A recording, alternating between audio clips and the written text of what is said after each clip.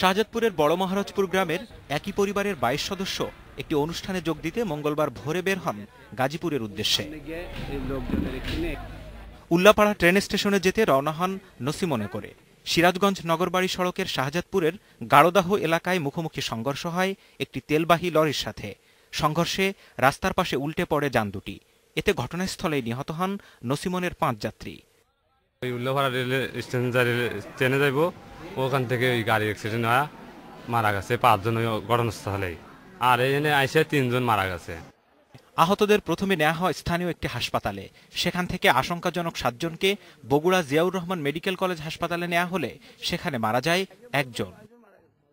Total ১৭ জন আসছে injury হয়ে। ১৭ জনের ভিতরে আমরা ২ জন ব্রড ডেথ হিসেবে আসছে, আর একজন এখানে অ্যাডমিটেড হওয়ার পরে মারা গেছে, সে অলরেডি কমাতে ছিল।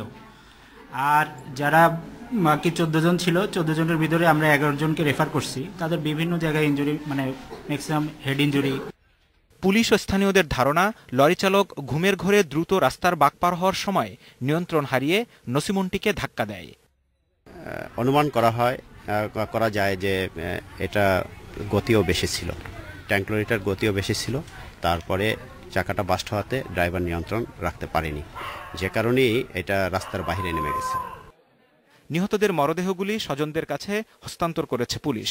তাদের প্রত্যেকের জন্য জেলা প্রশাসনের পক্ষ থেকে ২০,০০০ এবং ট্যাঙ্ক লরি মালিক সমিতির পক্ষ থেকে জনপ্রতি আরও ২৫,০০০ টাকা করে দেয়ার ঘোষণা দেওয়া হয়েছে। Independent news.